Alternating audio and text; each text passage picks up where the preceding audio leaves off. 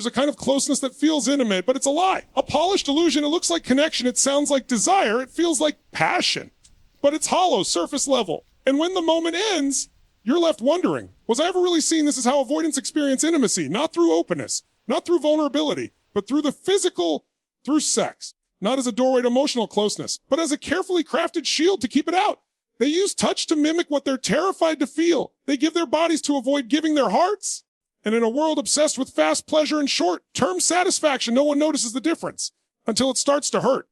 But deep down, something always feels off. There's a silence in the space where depth should be. There's a disconnect right after the climax. And even in the most passionate moments, there's an emptiness you can't quite explain. Here's the truth. What feels like closeness isn't always connection. And what looks like intimacy can actually be avoidance in disguise. People who fear vulnerability don't run away from love directly. They run toward distraction, toward performance. They master the art of seduction, not to deceive others, but to protect themselves. Because bearing your soul is far scarier than bearing your skin. Sex becomes the one place they feel safe being wanted, but not seen, not truly. They crave the high of being desired because it lets them feel close without risking the pain of being known. It's not that they don't want intimacy. They want it more than anything, but the kind that asks them to soften, to surrender, to trust. That's the kind they learn to fear. Somewhere in their story, maybe long ago, they came to believe that vulnerability is weakness, that emotional closeness leads to rejection, abandonment, or loss of control. So now, they've built a fortress around their hearts and called it independence. They've dressed up avoidance as strength, and they've convinced themselves that sex is enough. But it's not, because the body can only go so far when the heart refuses to follow. And if you're the one on the receiving end of this dynamic, if you've ever found yourself entangled with someone who touches your body but won't touch your soul, you know the ache. You know what it feels like to be close to someone, yet still feel miles away. You know what it's like to search their eyes for answers that never come. To lie next to them in silence and wonder if they ever truly let you in. This is the kind of false intimacy that breaks people. Quietly, repeatedly, it chips away your self-worth. It makes you question your value. It keeps you stuck in a loop, hoping, waiting, giving, only to feel invisible again. But the most dangerous part, it convinces you to settle. To accept that this half-love, this shallow bond, this emotional vacancy is normal. That this is just how it is. That maybe real connection is a fantasy. But it's not. And you need to hear this. This isn't love. This isn't intimacy. This isn't what your soul came here for. Because love doesn't hide. It doesn't perform. It doesn't pull you in with passion only to disappear the moment you reach for depth. Love requires courage. It demands presence. It calls for a breaking down of walls. Not just bodies pressed together, but truths laid bare. And if you've ever felt like something was missing, like the closeness was real, but the connection was fake, you were right. You were never crazy. You were never asking for too much. You were just trying to build a bridge with someone who never intended to cross it. Now is the time to wake up to what's really happening. Not to blame, not to shame, but to break the pattern. To stop confusing intensity with intimacy and performance with presence. Because if you want real love, raw, honest, soul-shaking love, it starts with truth. And the truth is you can't connect deeply with someone who's afraid to be seen. Avoidants don't wake up one day and decide to fear intimacy. This isn't a conscious game. It's a survival strategy, rooted in experiences that taught them vulnerability equals danger. Somewhere in their timeline, there was a moment or many when emotional openness cost them something. Maybe it was rejection when they expressed a need. Maybe it was abandonment after they let someone in, or silence when they cried for connection. But whatever it was, it left a scar deep enough to convince them never again. So they learned to protect themselves the only way they knew how, by controlling how close anyone could get. Not through walls of silence or indifference, necessarily, but through controlled connection. Physical closeness without emotional exposure. Sex becomes the most powerful tool in this system. It's immediate. It's intense. It creates the illusion of intimacy without demanding actual vulnerability. It allows them to feel wanted without having to be open, desired without having to be seen, close without having to be known. Because our culture celebrates passion, rewards detachment, and glorifies independence, this mechanism often goes unnoticed, even praised. Being emotionally unavailable is framed as mysterious, strong, or confident, but inside, the avoidant person isn't confident, they're afraid. Afraid of being hurt, afraid of being controlled, afraid of needing someone and having that need not met. So rather than risk true closeness, they substitute it with performance. They learn to act out connection, not experience it. They become fluent in gestures of desire, yet foreign to emotional surrender. Because the moment vulnerability enters the room, their nervous system sounds the alarm. Too much, too close, too dangerous. And so they pull away. Or distract or initiate sex, not as a bridge to deeper love, but as a detour around it. It's not malicious. It's mechanical. They don't want to harm. They don't want to deceive. They just don't know another way to feel closeness that doesn't terrify them. For many, sex is the only safe space where they can feel affection without accountability. They don't have to explain their emotions because the act speaks for them. They don't have to reveal their wounds because desire becomes a mask. And they don't have to face their fears because the physical becomes the shortcut. But here's the problem. What you use to avoid pain ends up becoming the pain. Because over time, the pattern empties the soul. There's no real fulfillment in pretending, no growth in repetition, no intimacy in performance. Avoidants don't just keep others at a distance. They stay disconnected from themselves. Because if you numb yourself to emotion long enough, you start to forget how to feel at all. And when you forget how to feel, even love starts to feel like a threat. Even kindness feels suspicious. Even commitment feels like a trap. So they push away what they crave most, and in doing so, they build relationships on sand instead of stone. And if you've ever wondered why someone pulls away just as things start getting deep, or why they light up in physical intimacy but go cold emotionally, this is why. They're not broken. They're scared. They're not incapable of love. They just don't know how to receive it in its truest form. It's not a lack of desire. It's a lack of emotional safety. Until they believe it's safe to be fully known, without fear of losing control or being hurt again, they'll keep returning to the one form of closeness that doesn't ask for their soul sex without vulnerability. But the truth is, that kind of closeness never satisfies. It may keep them protected, but it keeps them lonely too. And whether you're the one who loves an avoidant or the one who has become avoidant yourself, it's time to understand this pattern. Because what you don't heal, you repeat, and what you repeat, you become. There is always a cost to emotional avoidance. Always, what starts as protection soon becomes a prison. And when sex is used as a stand-in for intimacy, something sacred begins to die, quietly, slowly, but undeniably. Because without emotional openness, connection becomes transactional. It's a loop. Temporary pleasure followed by distance. Craving followed by withdrawal. Compassion followed by emptiness. And the first thing this pattern destroys is trust. Not just the trust between two people, but the internal trust within oneself. Trust in your ability to feel, to be felt, to matter. Every time closeness is offered but not truly received, every time vulnerability is ignored or dismissed, that gap between heart and body grows wider. Eventually, what you're left with isn't a relationship, it's a performance. Two people playing roles, touching skin, avoiding soul, and no matter how intense it gets, it never lands, it never roots, because nothing grows where truth is denied. The second casualty, safety. True intimacy requires emotional safety. Not just the safety to exist physically in someone's space, but the safety to be raw, unfiltered, and fully known. Without that, love becomes dangerous. It starts to feel like a threat instead of a sanctuary. You begin to walk on emotional eggshells, never knowing when someone will shut down, pull back, or vanish altogether. The silence after passion becomes deafening. The disconnection after closeness becomes unbearable. And what was once exciting starts to feel like emotional abandonment in disguise. Then comes self-worth. Because when you're in a dynamic where you give your heart and get only a body in return, it chips away at your value. It tells you this is all you're worth, that your emotions are too much, that your needs are inconvenient, that your love isn't enough. And the worst part, you start to believe it. You start to question your desires for real connection. You start to shrink yourself to fit into someone else's limitations. And before you know it, you're molding your identity around someone else's fear of intimacy. That's not love. That's survival. And no one thrives in survival mode. Even the one doing the avoiding doesn't walk away unscathed. Because the longer someone avoids vulnerability, the more disconnected they become from themselves. The more they bury their truth, the more their soul suffocates beneath layers of defense. And eventually they forget what it feels like to be real with anyone, including themselves. Sex without emotional depth becomes empty repetition. Touch becomes habit, not healing. Pleasure becomes distraction, not connection. And one day it hits. The loneliness, the numbness, the crushing realization that you built walls so high even you can't climb out.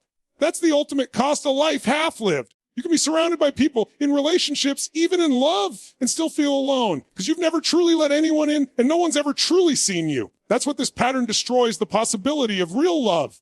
Love that holds you in your mess. Love that sees through your fear and chooses you anyway. Love that doesn't disappear when things get hard. And if you've been caught in this loop, whether it's the one avoiding or the one being avoided, you have a choice to make. You can keep repeating the cycle, chasing the illusion of closeness, settling for surface level connection, or you can confront the truth. This is not what your heart was built for. You weren't meant to just be touched. You were meant to be felt, heard, known, loved in a way that doesn't end when the moment does.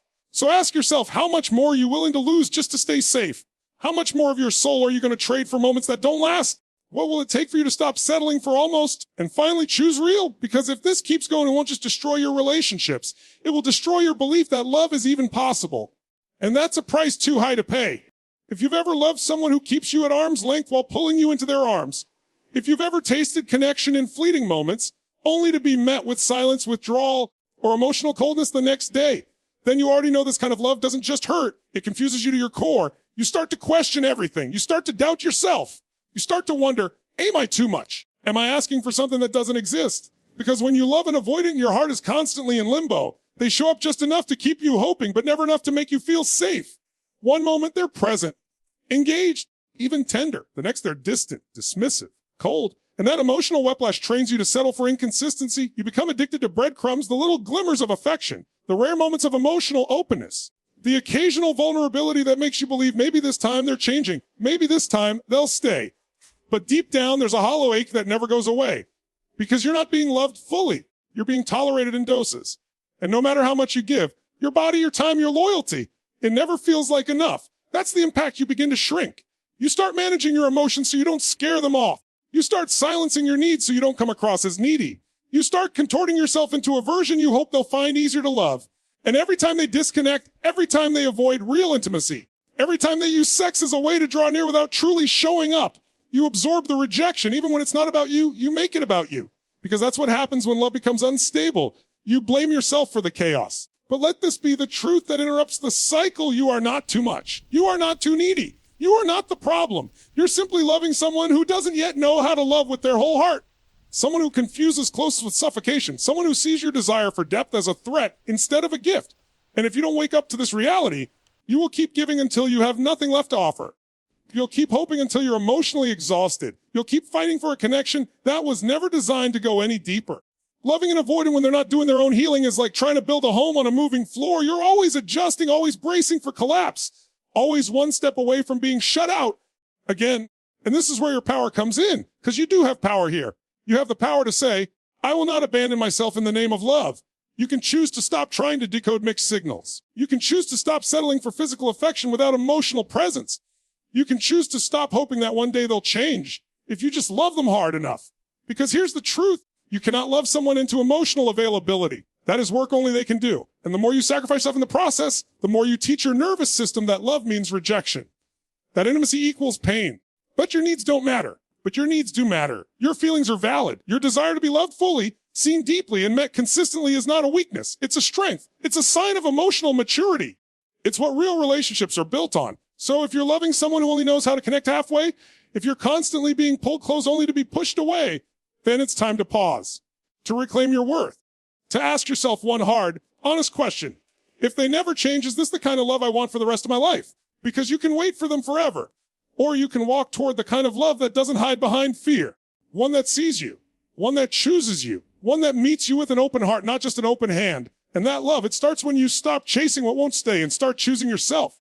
There comes a moment when the ache becomes louder than the illusion. When pretending it doesn't hurt hurts more than admitting that it does. When the cycle of almost love, half connection, and emotional absence finally breaks you open. That's the moment. That's the turning point. Not the end, but the beginning. Because pain, when faced honestly, becomes the seed of transformation. It begins with this truth: you are not broken. You are not weak. You are waking up. You're waking up to your patterns, to the ways you've settled, to the way you've confused emotional survival with real intimacy. And that awareness, as painful as it is your power. This is where everything shifts.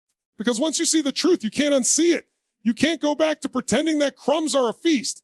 You can't keep convincing yourself that chemistry is the same as connection. You can't keep pouring love into someone who never opens the door to receive it. You've felt the emptiness. You've lived through the longing. You've tried to be patient, understanding, accommodating, thinking maybe, just maybe, if you loved harder, things would change. But love should never require you to lose yourself. And healing starts the moment you decide you will no longer trade your soul for fragments of affection. So how do you shift? First, you stop chasing. Stop trying to only love from someone who can only meet you halfway. You cannot fix someone's fear of closeness by becoming smaller, quieter, easier. You are not responsible for their walls. You are only responsible for your truth.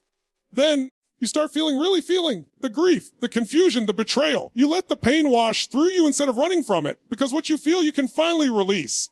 And when the tears come, when the silence stretches out in front of you, don't mistake that space for emptiness. It's not a void, it's a clearing, a place where something new, something stronger, something truer can begin.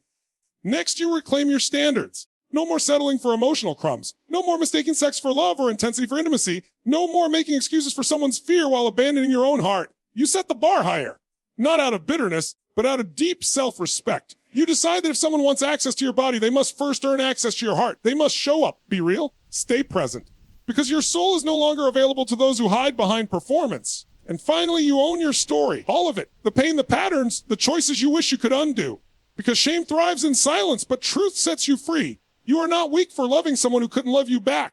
You were just trying to heal something through someone who couldn't hold it. But now you're not trying to heal through anyone. Now you choose yourself. That's what turns pain into power. Radical self-responsibility. looking in the mirror and saying, I may not have caused this pattern, but I will end it, ends with you stop blaming them. You stop blaming yourself. You stop waiting to be chosen and start choosing your future with clarity, with courage, with conviction, because you were not made to exist in emotional survival mode. You were made for depth, for truth, for soul level connection that doesn't run when things get hard. And if the person you once wanted can't meet you there, let them go. Not with bitterness, but with strength, because walking away from someone who isn't capable of real love is not a loss. It's an act of self-honor. This is your shift. This is your moment. The pain brought you here, yes, but power is what takes you forward. Not the kind of power that controls or hides, the kind of power that feels everything and chooses to rise anyway. This is it. The line in the sand. The moment you stop explaining away someone else's fear and start listening to your own truth. The moment you stop shrinking to keep the peace and start expanding to claim your power. Because you didn't come this far to repeat another cycle. You didn't walk through all that confusion, all that pain, just to numb yourself into silence. You came here to rise, to take your life back, to make a different choice, not from fear, not from lack, but from clarity, from truth, from strength. And now, you know what false intimacy looks like. You know what it feels like to be touched but not seen. You know the hollowness of giving your heart to someone who only offers their body in return. And that knowledge, that awareness, that is your edge, your leverage, your invitation to begin again. Not from the same place, not with the same story, but from a place rooted in your worth. So now the question becomes, what will you do with it? Will you return to what's familiar because it's easier, because it's safer, because at least you know the rules? Or will you break the rules that were never made for you in the first place? The rules that said love means performing. The rules that said wanting more makes you needy. The rules that told you to settle for attention when what your soul is starving for is connection. It's time to unlearn the noise, to come home to yourself, to remember what real love feels like, not just in your body, but in your spirit. Love that shows up, love that stays, love that doesn't hide when things get hard, but leans in with presence and courage. And to find that kind of love, you have to become it first. You have to stop seeking permission. Stop begging for half-hearted connection. Stop attaching your worth to how closely someone else can or cannot love you. And instead decide, this is who I am now. I am done giving myself away to people who don't have the capacity to hold me. I am done explaining my needs like they're problems. I am done twisting myself into pieces for someone who only ever wanted fragments of me. I am no longer available for relationships built on fear. I am no longer seduced by intensity that leads nowhere. I am no longer moved by words that lack action. I am choosing wholeness. I am choosing truth. I am choosing myself. This is what transformation looks like. It's not loud. It's not dramatic. It's quiet. Steady, final, silent refusal to abandon yourself one more time. And yes, it will be lonely at first. You'll grieve the connection you wanted to exist. You'll feel the weight of everything you tolerated.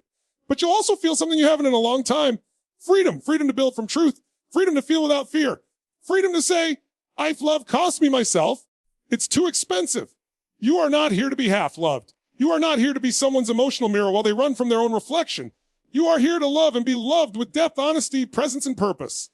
And you will have it, but only if you choose to stop accepting less. So if you're still holding on, if you're still hoping they'll wake up, if you're still compromising your heart for the comfort of what's familiar, let this be the moment you release it all.